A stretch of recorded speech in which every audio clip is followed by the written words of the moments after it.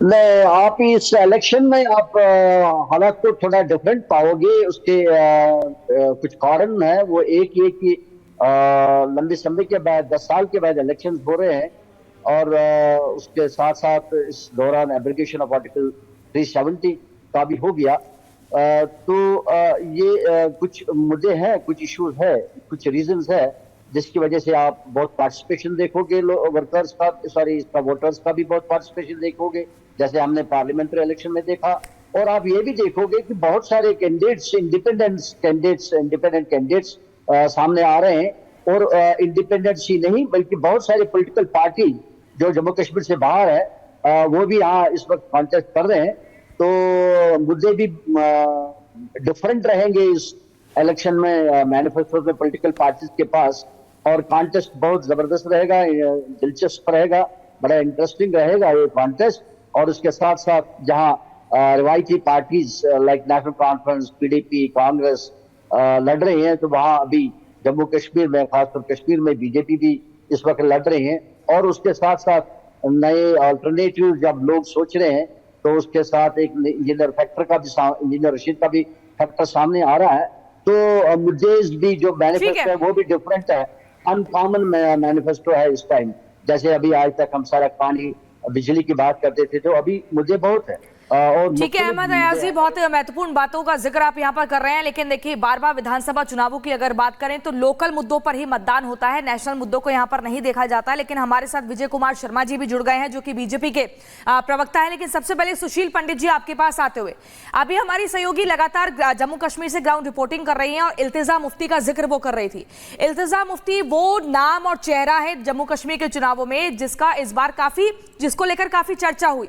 अपनी मां महबूबा मुफ्ती के चुनावी कैंपेन को पहले वो देखती थी, लेकिन इस बार खुद ही चुनावी मैदान में है और उनको लेकर हमेशा लोकल लोगों में रहा कि उनको टूटी फूटी कश्मीरी आती है, इसलिए लोग उतना उनसे रिलेट नहीं कर पाते। तो आपको क्या लगता है, क्या लोग उसी को चुनेंगे जो उनसे रिलेट कर पाए, जो बहुत ही सभ्य स्वभाव का हो, जिसकी आवाज में मिठास हो? क्योंकि इल्तिजा मुफ्ती को तो बहुत ही एकदम कड़क अंदाज में देखा सबने।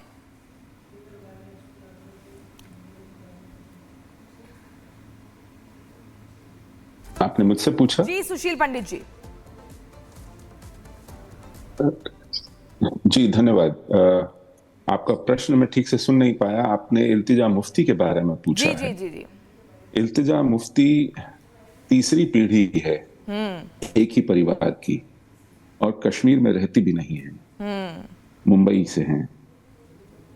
और यही हाल लगभग सभी दलों का है। लेकिन अगर पिछली वक्ता से, अगर मैं आपके प्रवक्ता से ये प्रश्न के उत्तर में जाऊं, तो जम्मू कश्मीर का चुनाव, विधानसभा चुनाव, स्थानीय मुद्दों से ज्यादा कश्मीर के जो अलगाववाद और जिहाद पर ज्यादा मयसर है। वहां जिस तरह की वैमनस्य के बीज बोए गए हैं, भारत के प्रति घृणा के बीज बोए गए हैं और जिहाद की जमीन तैयार की गई है, आज ये चुनाव उस पर है। लोकसभा के चुनावों की प्रतिध्वनि छाया यहां आसानी से देखी जा सकती है। जमाते इस्लामी पर भले ही प्रतिबंध लगा दिया गया हो, उसके द्वारा समर्थित निर्दलीय उम्मीदवार बहुत जोरों पर हैं और हर क्षेत्र में अनौपचारिक रूप से उनके द्वारा समर्थित उम्मीदवार अच्छी टक्कर दे रहे हैं उन उम्मीदवारों को जो कि वहां की पारंपरिक पार्टियों से हैं या राष्ट्रीय दलों से हैं। यह चुनाव लोकतंत्र की मोहर लगाएगा जिहादियों के चुने जाने पर, ऐसा मुझे डर है, क्योंकि लोकसभा में ऐसा देखा गया है। इन चुनावों के माध्यम से आप जिहाद की स्वीकार्यता पाएंगे। इन चुनावों के माध्यम से आप ऐसे उम्मीदवारों को असेंबली में आते देखेंगे जिनका न भारत के संविधान पर, भारत के लोकतंत्र पर, भारत की पंथ निरपेक्षता पर, भारत की संविधान द्वारा गारंटी दी गई आजादियों पर विश्वास है। वो निजाम मुस्तफा और जिहाद को भारत में लोकतांत्रिक माध्यम से लाने का एक पहला सबब बनेंगे। जी, मेरा ये लौटेंगे डर आपके है। पास। हमारे साथ इस वक्त विजय कुमार शर्मा जी भी है, बीजेपी स्पोक्स पर्सन। मैं आपसे पूछना चाहूंगी कि आप सिर्फ और सिर्फ जम्मू कश्मीर के विधानसभा चुनाव चुके हो रहे हैं, सिर्फ बीजेपी क्या जम्मू तक ही सीमित है या फिर घाटी तक भी बीजेपी पहुंची है, लोगों तक वहां पर बात करने के लिए पहुंची? लोगों का क्या विश्वास बीजेपी पर है, आपको क्या लगता है?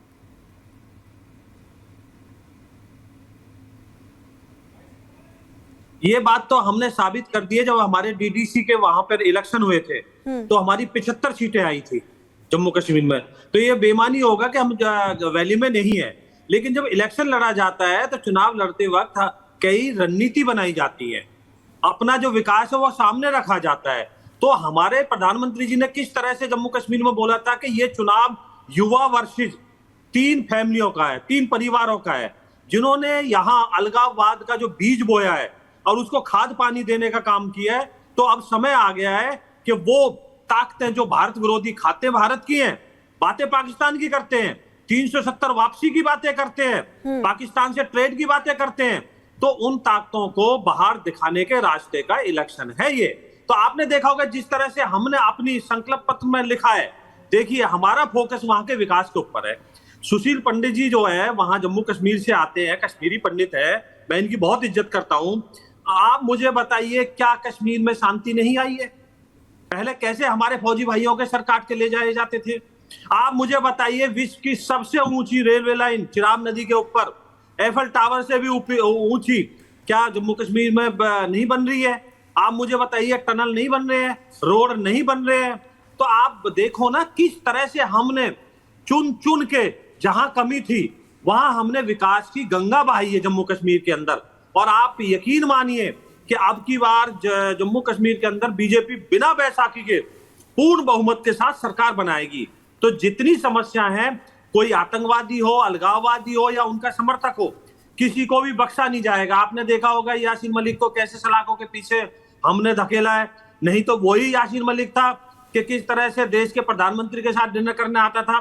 तो हमारी सोच एकदम स्पष्ट है वहां पे, और वो रुझान आ भी रहे हैं। आपने लोकसभा चुनाव में देखा होगा किस तरह से 50% से ज्यादा वहां पे मतदान हुआ, 10 को बाद हुआ है जी। तो वहां अच्छे संकेत आ रहे हैं। किस तरह से कांग्रेस पार्टी के बहन और भैया वहां बर्फ खेल रहे हैं। वहां के होम मिनिस्टर जो तत्कालीन होम मिनिस्टर थे शिंदे साहब खुद कहते थे कि मुझे डर लगता था जम्मू कश्मीर में घुसने में। आज वहां कैसे बेखौफ होकर, आप खुद दिखा रहे विजुअल देखिए कैसे मेरी महिलाएं जो है लंबी लाइन लगा के खड़ी हैं। तो जम्मू कश्मीर में बदलाव आ चुका। सुशील पंडित जी आप वहां कंस्ट्रक्टिव रोल अदा कीजिए, और मैं आपको विश्वास दिलाता हूं टीवी चैनल के माध्यम से कि हम वहां जो फन है उसका कुचलने का काम करेंगे। उग्रवाद का हम पनपने नहीं देंगे। ठीक है, आप संविधान पढ़िए, संविधान में कोई भी आदमी जिसके ऊपर आरोप हो, जो सजा हफ्ता ना हो, वो चुनाव लड़ सकता है। वरुण पुरोहित जी आपसे इस पर हम रिएक्शन लेंगे, लेकिन विजय कुमार शर्मा जी थोड़ी वक्त की कमी है, एक छोटे से ब्रेक के लिए हमें रुकना होगा। लेकिन महत्वपूर्ण बात कर रहे हैं बीजेपी के प्रवक्ता कि हमने यहां पर यानी कि जम्मू कश्मीर में घाटी में विकास की पूरी बिसात बिछा दी है और इस बार बिना बैसाखी के सरकार बनाने की तैयारी है। एक छोटे से हम ब्रेक के लिए रुक रहे हैं, फौरन लौट रहे हैं, चर्चा लगातार जारी रहेगी। आप देखते रहिए रिपब्लिक भारत।